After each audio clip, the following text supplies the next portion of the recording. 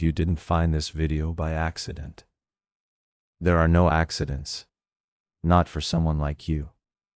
You were guided here. Right now, in this very moment, your guardian has reached through the noise of 1,000 other things, pulling for your attention, and placed this before you.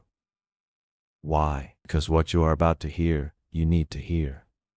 Because the time for confusion is over.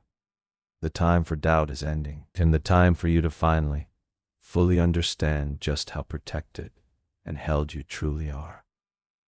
That time is now. The struggle that has weighed on you, the nights you lay awake wondering if it would ever turn, the moments you questioned your own strength, the times you gave everything you had and still felt like it wasn't enough. I saw every single one of them. I was there. And I am here now to tell you, it was never punishment. It was preparation. Today, I have 3 messages for you. 3 keys. Each one has been forged specifically, not randomly, not generally, but with you in mind. Before you choose, take one slow breath. Feel your chest rise, feel it fall. Good. Now look at the 3 keys before you.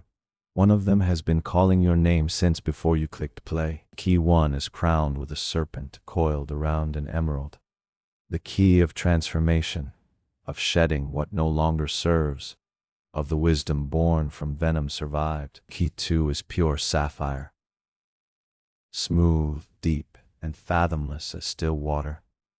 The key of truth, of clarity returning, of the calm that comes after the storm finally breaks. Key 3 is alive with gears and mechanisms. Intricate, purposeful, relentless.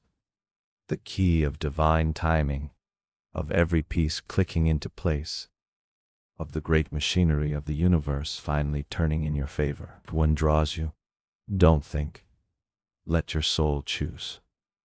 Pause here, look at the 3 keys, and let your hand be guided. Then scroll to your message, or use the timestamps in the description. And before you go, write your chosen key in the comments right now. One word: serpent, sapphire, gears. This is not superstition. This is your declaration to the universe that you are ready to receive, that you are open, that you are chosen. Because you are. The serpent and emerald key, you chose the serpent. Of course you did. I want you to feel that for a moment.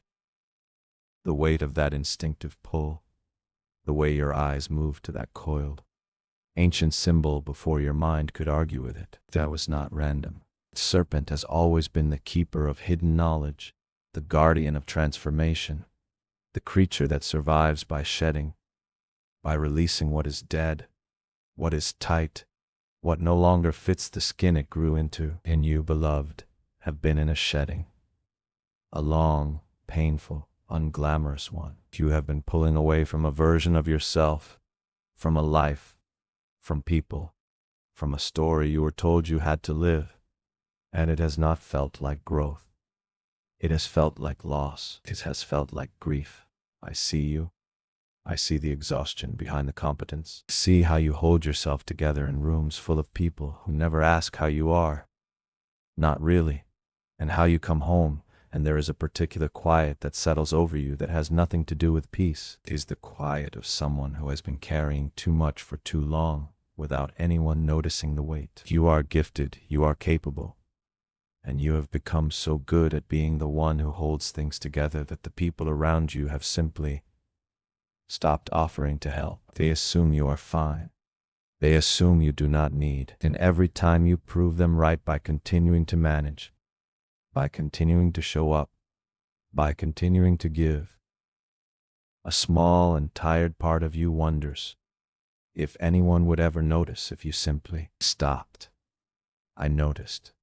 I have always noticed. I want you to hear something that may be difficult to receive, because it asks you to believe something about yourself that the world has not always reinforced. You are not fine in spite of what you have been through. You are extraordinary because of it. But the extraordinary weight you carry was never meant to be yours alone.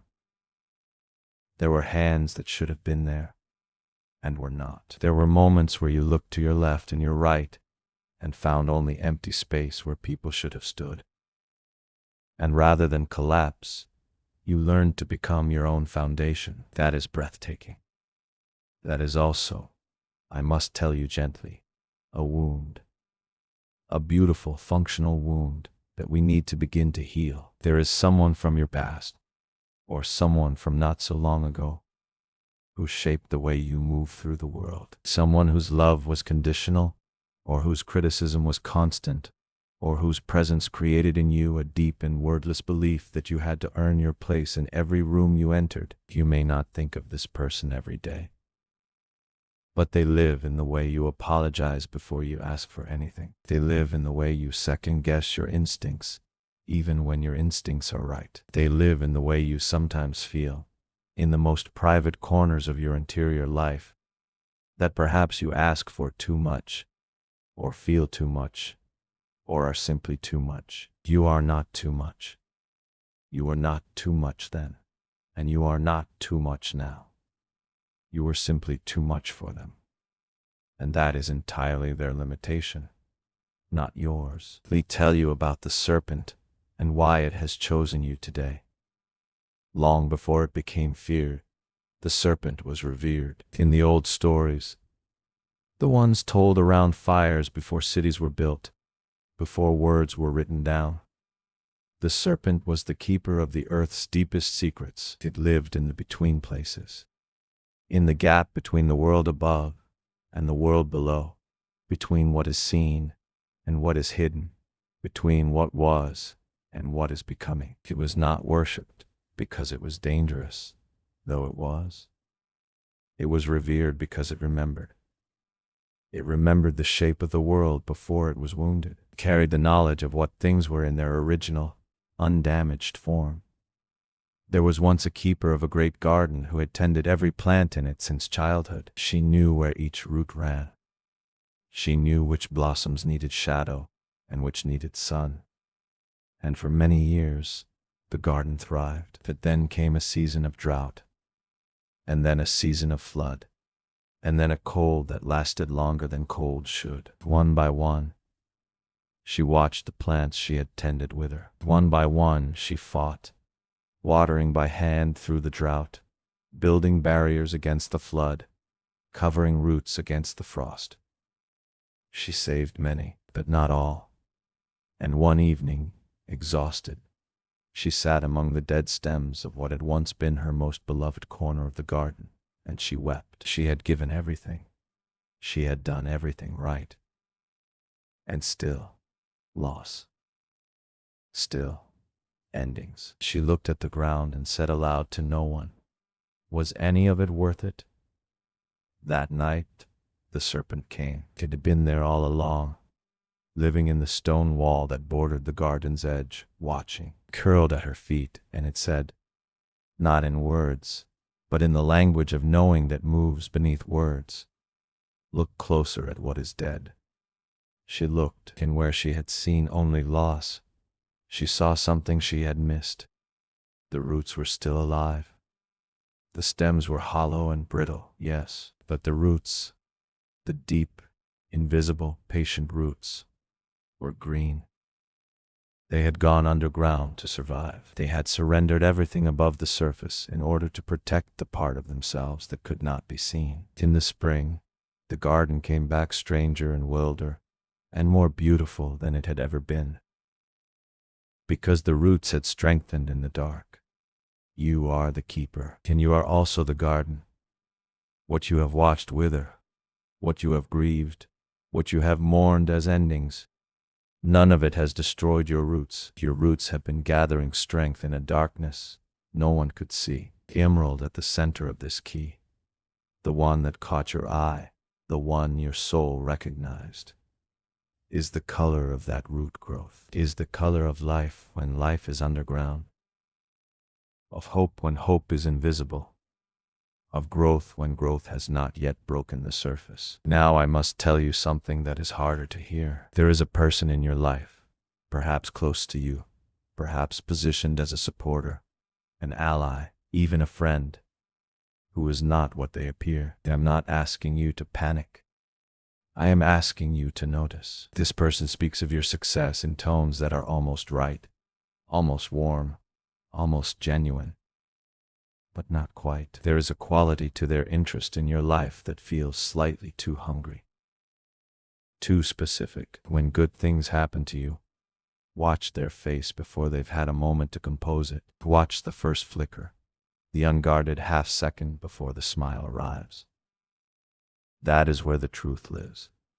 This person has been feeding on your energy, not through any dramatic action, nothing you could easily point to and name, but through a slow, consistent drain. Come to you in moments of their difficulty, and you give freely, as you always do. But when your own moments come, they are suddenly unavailable, or their response is just slightly off, slightly centered on themselves, slightly redirected, slightly insufficient. You have noticed this. You have made excuses for it, because that is what you do. You are generous with the benefit of the doubt, especially for people you have invested in. You do not need to confront this person. You do not need to announce your awareness or engineer a confrontation. What you need to do, and what I am asking you to begin doing, starting today, is simply to redirect your energy. Not in anger, in wisdom. The serpent does not chase its venom. It simply withholds it. It becomes unavailable. It retreats into the stone wall of its own wholeness and allows the situation to resolve without its participation. What will happen when you do this? The person may push. They may suddenly become more attentive, more present, more warm. That is not transformation. That is a search for the resource they feel withdrawing. Stay the course. Be kind, be civil, be your generous self in all the other directions of your life. But this particular river, this particular flow of your precious, limited, sacred energy, redirect it. You will know where to send it instead. Your instincts, once you trust them again, are impeccable. Now let me show you what is coming. In the next 7 to 30 days, I will not be more specific than that, because you need to be watchful and present, rather than waiting for a single moment. Something is going to shift in a way that is unmistakable. It will feel, when it arrives, less like a new beginning and more like a remembering. As though something that was always true is simply becoming visible. The door you had given up on will not necessarily fly open dramatically. It may simply be there, slightly ajar, in a way it wasn't before. And you will recognize it because something in your body, not your mind, will tell you to walk toward it. It may come in the form of a message from an unexpected direction, contact you had half forgotten reaching out, an opportunity appearing in a context where you least expected opportunity, a conversation with a stranger that unlocks something you have been trying to understand for months. Pay attention to the small things. The universe, when it moves on your behalf, often moves quietly first. A test of whether you are paying attention, of whether you have slowed down enough to notice the subtle before the obvious. Financial clarity you have been seeking is part of what is shifting. Not a windfall from nowhere, but a clarification. A structure revealing itself, a number becoming real, a possibility becoming concrete. You have been worried about this in the small hours of the night, and I want to tell you directly. The ground beneath you is more solid than it feels from the inside of your worry. The resources you need are in motion. They are not gone. Some of them are closer than you know. And there is something else, something softer and more personal, a connection that has been at an uncertain angle, whether a relationship that has been strained, or a longing for one that does not yet exist, or a reunion that feels impossible, is about to resolve into something that feels more like itself, something more honest and more mutual and more nourishing than what came before. You deserve to be someone's priority. You are about to be. Take this with you. Say it once, here, in this space, as your declaration and your opening. I trust the process of my transformation. I release what was not mine to carry. I am rooted and I am rising. Write in the comments, serpent, or simply, I accept. The universe heard you before you finished reading this sentence. Now you've confirmed it aloud. Let that be enough for today. You've done the work. You've survived the shedding. The green is coming. To sapphire key, you chose the sapphire. Still water. Deep water. Water that holds its peace even when the wind moves across it. That is you. Or rather, that is the you that has been buried under everything that has been asked of you, everything that has been thrown at you, everything that you have been trying, with enormous quiet effort, to make sense of. Because the person you are at your core, the person who was drawn to this smooth, deep blue, this color of night sky and ocean floor and winter dusk, is someone for whom clarity is not a luxury, it is oxygen.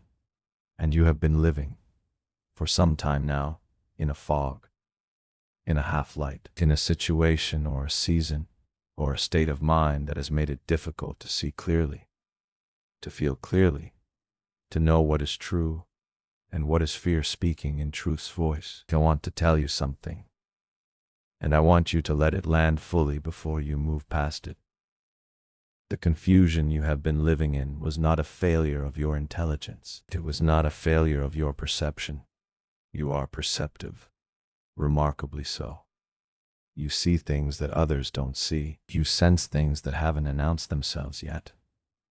The confusion was the result of being in circumstances designed to confuse you, perhaps by someone who benefited from your uncertainty, perhaps by a situation so layered and complex that clarity was genuinely hard to find. The confusion was not yours. The clarity that is returning now, that is, I see you at the end of the long days. I see the specific way you sit, perhaps in a chair, perhaps at a table, perhaps in the strange suspended stillness of someone who has been moving all day and has finally stopped but doesn't quite know how to rest. And I see the thoughts moving across your face even when your face is still. You are someone who processes deeply, who revisits, who holds on to things longer than other people might because you are thorough, because you want to understand, because leaving something unresolved sits in you like a stone. You have been carrying several stones. Some of them were given to you long ago by people who did not know how to carry their own. There is a particular relationship in your history, a parent, a sibling, a first great love, a figure of authority, whose words or whose silence or whose inconsistency left you with a belief you have never fully examined and never fully dismantled, the belief that you have to earn your peace. That calm is something to be achieved through effort, rather than something you are entitled to simply by existing. That stillness for you must be justified, must come after you have completed something, solved something, proved something, resolved something. This belief is old. It is not true. And it has been costing you an enormous amount of energy that belongs to your actual life. Let me tell you about the sapphire and why the deep things choose it as their symbol. There is a kind of stone that forms only under conditions of extraordinary pressure at extraordinary depth. It does not hurry. It does not grow toward the light. It grows in darkness, in heat, in the crushing weight of miles of earth above it. And when it is finally brought to the surface, it carries within it something that ordinary stones do not carry. A stillness, a compression, density of experience that makes it capable of refracting light in ways that simpler, lighter things cannot. The sapphire, specifically, carries blue, the color of depth, of sky, of water, of the space between stars, carries the whole of the spectrum that we call distance and peace and truth. You are sapphire-born. You were formed under pressure. The circumstances of your life, the difficulties, the periods of endurance, The times when you continued without knowing why or how or what for did not diminish you, compressed you. They pushed out everything that was not essential, everything that was borrowed from other people's expectations, everything that was surface and not substance. In what remains, the you that is left after all of that is astonishing in its clarity. But here is what I must tell you now, in the part of this message that requires the most of you. There is a truth that you have been avoiding looking at directly, not because you are in denial. You are not a person who lives in denial, not really, but because looking at it fully has felt like too much. The weight of acknowledging it might tip something that you are still managing to keep balanced. I am asking you to look. There is something in your life, a relationship, a situation, a role, a commitment, that is no longer honest. That was perhaps built on a foundation that was never as solid as it appeared, or that has shifted over time into something that no longer reflects who you actually are or what you actually need. And you have known this, on some level, in some quiet part of your interior, that you do not always let yourself visit. You have known this for longer than you are comfortable admitting. Clarity is coming, not as a catastrophe, as a gift, as a simplification, as the moment when the fog burns off and the landscape becomes visible and you think, oh, this is where I am. Now I know which direction to walk, and in that direction, I want you to see this clearly. There is no one working against you who will succeed. There is a person in your current sphere who appears to be an obstacle, who perhaps feels like a rival or an adversary, or someone who has unfair advantages you do not. This person is not your problem. They are not your competition. They are operating in a register that is entirely separate from the register your life is moving in. Temptation to compare yourself to them, to measure your progress against theirs, to feel the sting of any apparent gap. I understand it. I'm asking you to release it. What is coming to you cannot be taken by them. What is designed for you has your name written on it in a language they do not speak. The universe does not make mistakes about this. What belongs to you is making its way to you through every path that is available, and no human obstacle, no matter how positioned, no matter how connected, no matter how apparently fortunate, can redirect what has already been set in motion for your benefit. Here is what I want you to feel physically in your body. In the next few moments as you listen to this, imagine that everything you have been trying to hold together, every plate spinning, every obligation managed, every person pleased, every worry monitored, imagine putting it down, not abandoning it, just setting it on a table, as if you were taking off something heavy and standing up straight for the first time in a long time. Breathe now. Feel the space between your shoulders widen slightly. Feel the base of your skull soften. That sensation of space and ease, that feeling of, perhaps I don't have to manage everything at once. That is what is coming, not as a moment, but as a state, as the natural result of clarity returning. In the coming weeks, pay particular attention to anything that arrives in blue or in water. A dream near water, a conversation beside water, an image of the sea or a sky that stops you. These are not superstition. They are the language I use when I want to confirm to you that what you heard today was real. When you see it, simply say quietly, I see you. I'm ready. Watch for a message or a conversation that clarifies a situation you had begun to believe would remain permanently murky. It will not be dramatic, it will be quiet, and it will be the kind of clear that you can feel in your chest rather than only in your head. When it comes, do not immediately tell everyone. Sit with it first, let it settle into you fully before you bring it into the world. This is important. This knowledge, this clarification, this truth, let it root in you first. Your message, your declaration, your seal. I am the clarity I have been seeking. I release the pressure of understanding everything now. I trust the depths of my knowing. Write in the comments, Sapphire, or simply, I receive, and mean it. You chose deep water today, beloved. Let it hold you. The gear's key. You chose the key of gears. Of course, you would, because you are someone who believes, even when the evidence has been thin, even when the machinery of your life has seemed to grind and stall, that there is a system, that there is a design, that things do not happen arbitrarily but according to a logic that is sometimes too large to see from the inside. You have always suspected, in the most private, most protected corner of your beliefs, that there is something bigger happening than the day-to-day chaos would suggest. And you have been right. You have always been right. But I want to acknowledge something first, before I tell you what I need to tell you.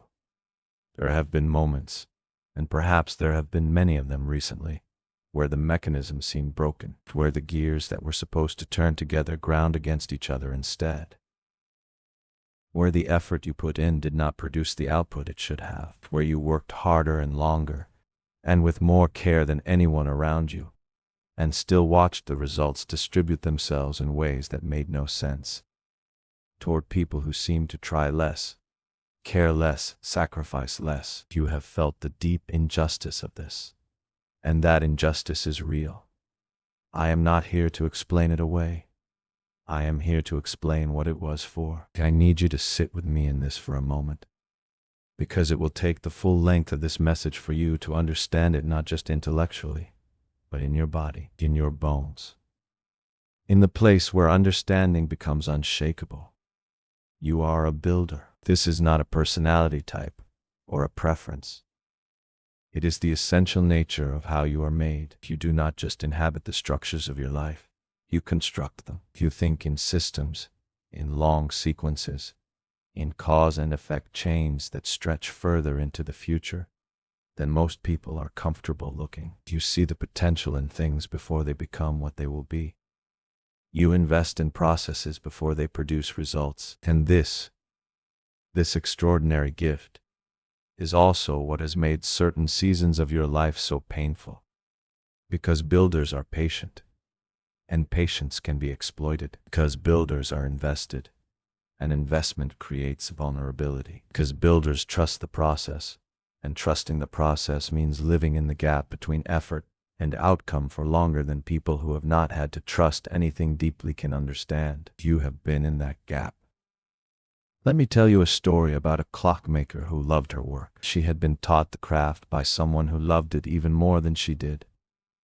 Someone who had told her, from the time she was very young, that the purpose of a clock was not to tell time but to keep time, to protect it, to ensure that every second was honored and counted and not squandered, that the gears and springs inside a clock were not just mechanics but a kind of covenant, a promise that the passing of moments would be acknowledged, that nothing would simply be lost in the drift of inattention. She built beautiful clocks. She built them with patience that other makers could not sustain, with attention to details that other makers could not see, with a reverence for precision that made her work unlike anything else. And she was generous with what she knew.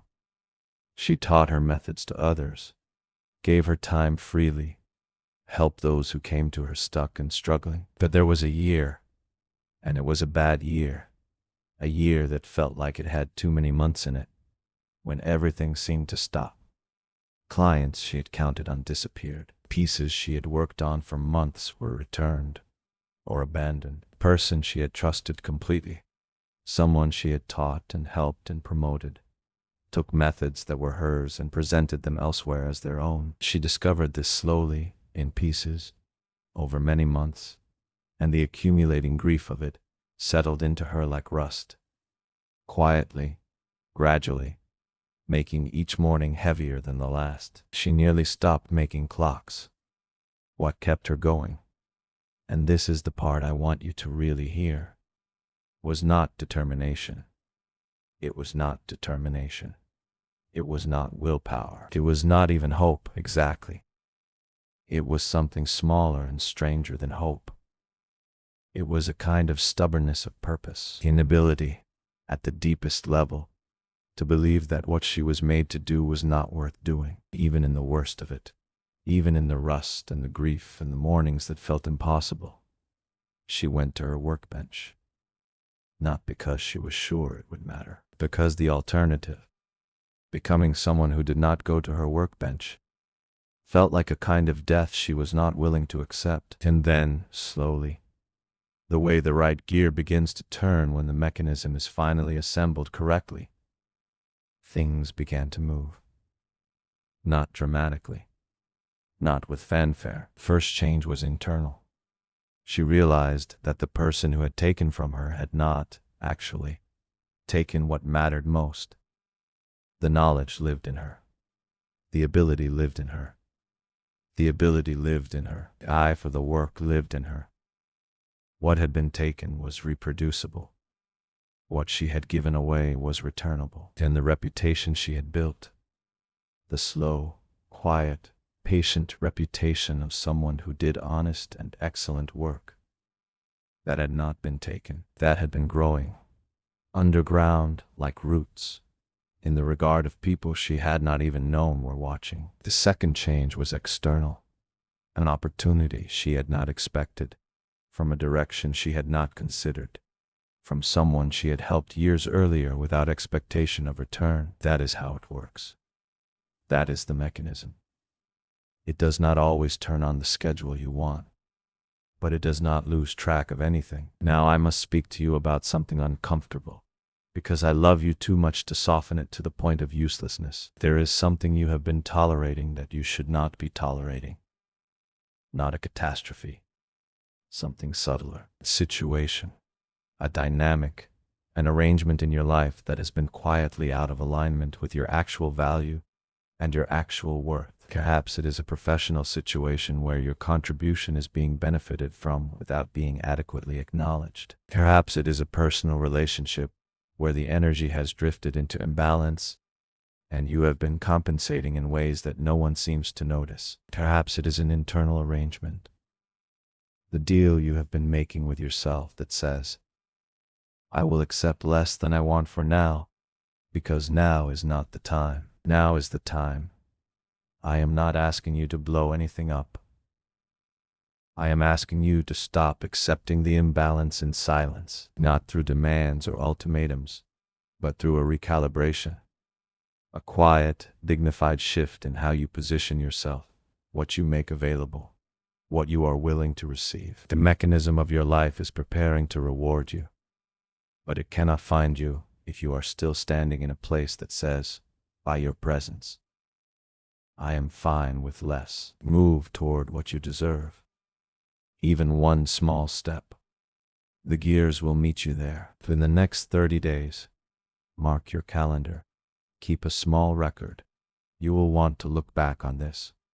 You will receive a signal. It may be financial, a number changing, a conversation about compensation, a value becoming clearer or larger than you expected. It may be professional, a recognition, an offer, a shift in how a key person in your orbit sees and speaks about you. It may be personal, a relationship moving into a new phase, an honesty finally exchanged, a foundation being built where before there was only possibility. Pay close attention to the days when everything seems to click.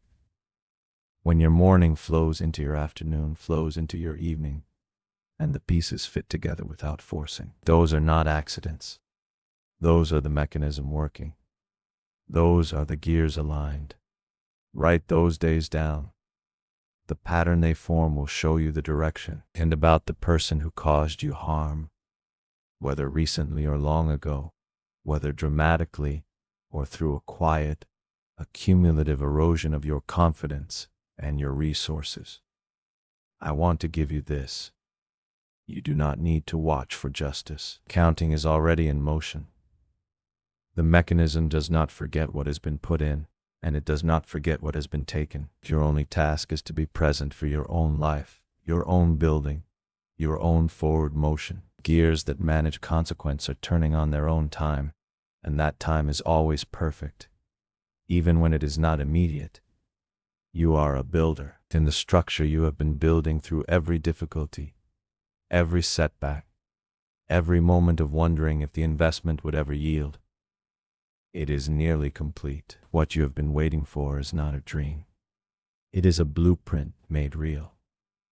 It is the mechanism finally, irrevocably, beautifully clicking. Your declaration, your seal, your covenant with what is coming. I trust the design.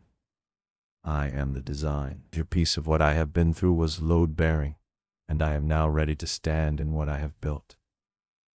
Write in the comments, gears, or simply, it is time, because it is.